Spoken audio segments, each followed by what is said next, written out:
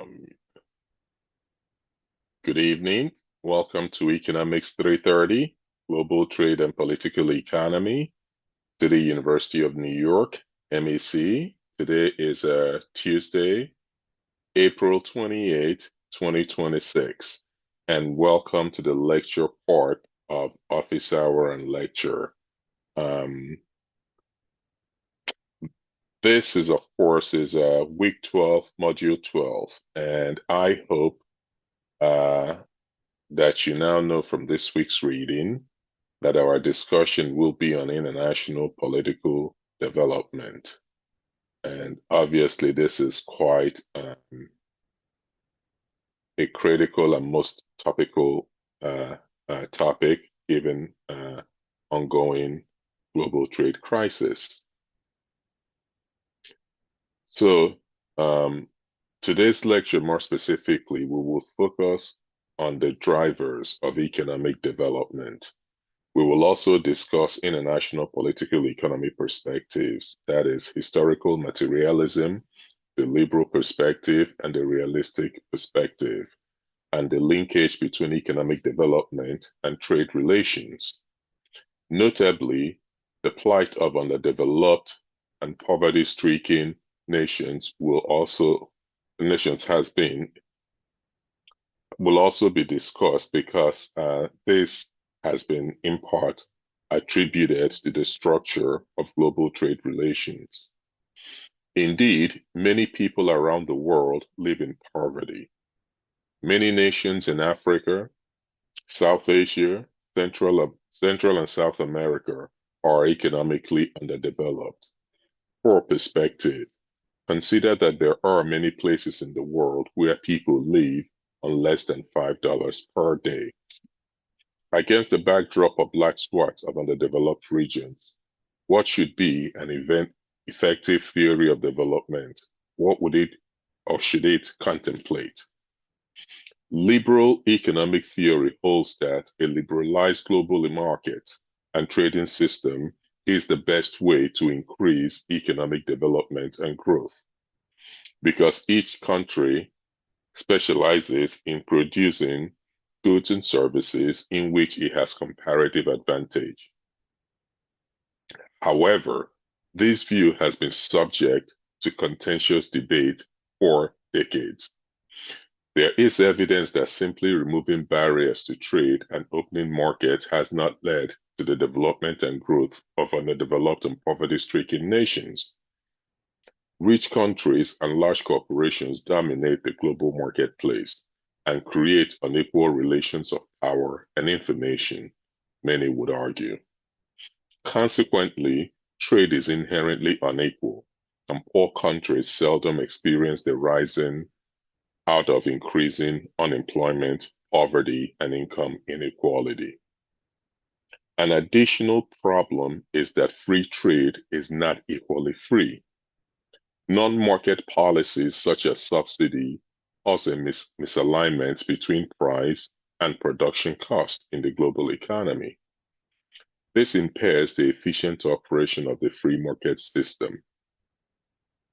Furthermore, trade is still dominated by multinational corporations, whom new trade rules are thought to disproportionately benefit.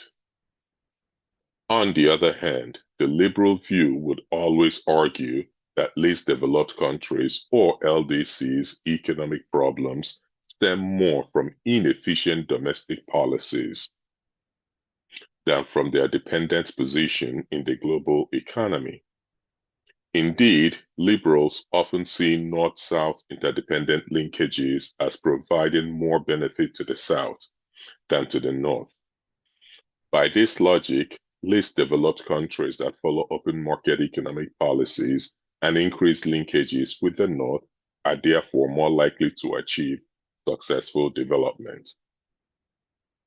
Although, while all liberals encourage least developed countries to follow open market-oriented policies, interventionist liberals, often called reformist liberals, recognize that North-South inequalities can put least developed countries at a disadvantage. Whereas orthodox liberals um, call on the North to consider the special needs of the global. I am sorry about that. Whereas Orthodox liberals emphasize equal treatment and reciprocity, interventionist liberals call on the North to consider the special needs of the global South. Even so, interventionist liberals believe that necessary changes can occur within the existing capitalist order, and as such, share the faith of other liberals in private enterprise and the market. Not surprisingly, historical materialists and attendant dependency theorists reject the liberal view that least developed economies, economic problems result mostly from inefficient domestic policies. Instead, development theories see capitalist states in the core of the global economy as either intentionally underdeveloping least developing countries on the periphery or preventing them from attaining genuine autonomous development. Historical materialists will further argue that class linkages also play a role with the elite in the South, the comprador class, collaborating with capitalists in the North to reinforce the pattern least developed country dependency. Of note, world system theorists have modified the dependency argument by introducing a third category of countries, the semi-periphery. This is because some least developed countries, as in East Asia and Latin America, can now be described as newly industrializing economies, or NIES. In this regard, countries may move upwards from the periphery to the semi-periphery or even the core, as can be argued for, say, um, Singapore as one example. But in reality, this only rarely occurs, whereas some historical materialists call for the redistribution of resources from the core to the periphery. Others believe that the core will never willingly transfer resources. Building on this foundational knowledge, we can now advance the following 4 learning outcomes for the week. Number 1, describe the role of the World Bank in promoting and assisting economic development. The World Bank promotes economic development and reduces poverty in developing nations by providing loans, grants, risk guarantees, and expert advisory services that are focused on sustainable growth.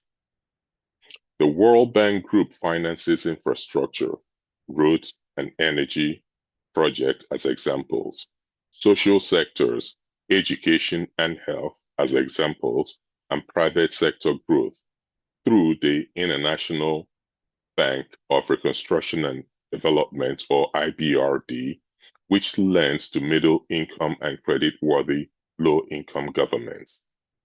The other institution of the World Bank Group, as you know, the World Bank Group is in a bank. It's a group of banks, and that's why it's called, the full name is the World Bank Group. The other bank within the WBG group is IDA, the International Development Association, which provides interest-free loans and grants to the poorest countries. The other bank is the International Finance Corporation, or the IFC, which focuses on private sector development and investment.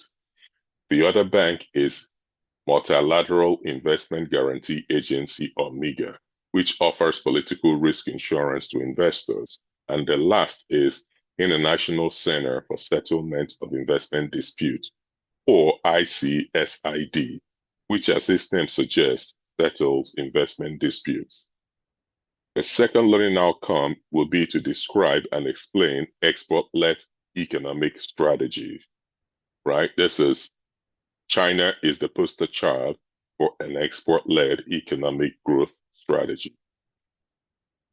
Export-led growth, or ELG, is an economic strategy where a country seeks to fuel rapid GDP, job, and income growth by focusing on exporting goods and services for which it has comparative advantage. This strategy drives economic growth by increasing aggregate demand, accelerating industrialization, and leveraging foreign technology, as shown by the four Asian tigers: Hong Kong, Singapore, South Korea, and Taiwan. Key components of export-led growth strategies include: 1. Comparative advantage utilization. In this regard, countries focus on producing goods that they can create more efficiently than others, often starting with low-skill manufacturing and moving towards higher-tech products. The second strategy is export-oriented industrialization, or EOI. With this strategy, instead of protecting domestic industries, governments promote industrialization by opening markets and encouraging competitive exports. Foreign technology acquisition. This strategy often involves upgrading technological skills, adopting foreign technology to compete in global markets, example, in electronics or automobile sector. Exchange rate management. With this theory of growth, an undervalued exchange rate is often maintained to make the country's export more competitive globally.